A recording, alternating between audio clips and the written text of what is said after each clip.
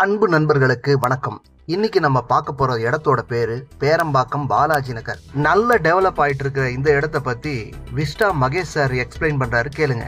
எல்லாருக்கும் வணக்கம். நம்ம இப்போ நிற்கிற சைட் எங்கன்னு பார்த்தீங்கன்னா ஸ்ரீ பாலாஜி நகர். இது லொக்கேஷன் எங்கன்னு கேட்டிங்கன்னா பேரம்பாக்கம். பேரம்பாக்கத்தை பற்றி சொல்லணும்னா சென்னையோட மொத்த பரப்பளவு 1189 சதுர கிலோமீட்டராக இருந்தது. அப்படி இருந்த சென்னையை இப்போ 5 மடங்கு அதை எக்ஸ்பெண்ட் பண்ணியிருக்காங்க. கிட்டத்தட்ட 5904 சதுர கிலோமீட்டர் தான் சென்னையோட பரப்பளவு. 5 டிஸ்ட்ரிக்ட் சேர்ந்தா இப்போ சென்னை கண்ட்ரோல் ஆகுது. சென்னை மாவட்டம், திருவள்ளூர் மாவட்டம், காஞ்சிபுரம் மாவட்டம், செங்கல்பட்டு மாவட்டம், ராணிப்பேட்டையில் கொஞ்சம் ஏரியா. ஸோ இந்த 5904 சதுர கிலோமீட்டரில் சென்னை லிமிட்டு கன்ஃபார்ம் ஆகிடுச்சு, ஜியோவும் வந்துருச்சு. அந்த சென்னை லிமிட்டுக்குள்ளே தான் அந்த இடம் வருது பேரம்பாக்கம். நம்ம சென்னை சிட்டியிலேருந்து 11 டிப்போலேருந்து டைரெக்டாக பஸ் போக்குவரத்து இருக்குது. கண்டினியூஸாக பஸ் இருக்குது.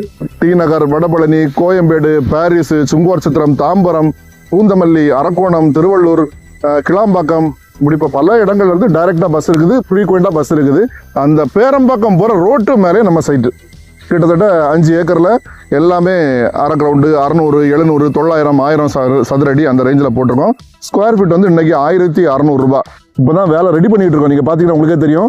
இப்போ தான் கல் போட்டு மெயின்டெனன்ஸ் ஒர்க் போயிட்டு இருக்குது. தார் ரோடு போடுறதுக்கான வேலைகள் எல்லாம் நடந்துகிட்டு இருக்குது.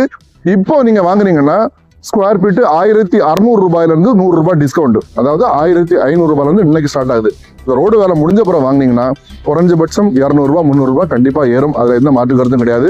அற்புதமான சைட்டு. ஒரு பிளாட் வாங்கி போட்டிங்கன்னா கண்டிப்பாக இது நீங்கள் இயர்ல கோட்டு மல்டிபிள் ஒரு 5 வருஷம் பொறுத்தீங்கன்னா கண்டிப்பாக கோடிக்கணக்கு கோடி தொடும். அதில் எந்த மாற்று கருத்தும் கிடையாது. நல்ல டெவலப்மெண்ட் ஆகிற ஏரியா.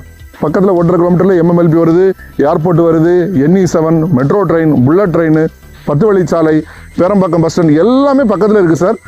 இன்னைக்கு சிட்டிக்குள்ளே இன்வெஸ்ட் பண்ணுறதை விட டெவலப்மெண்ட் ஆகிட்டு இருக்க டெவலப்பிங் ஏரியாவில் இன்வெஸ்ட் பண்ணுறது புத்திசாலித்தனம். வயசாக யோசிங்க, திங்க்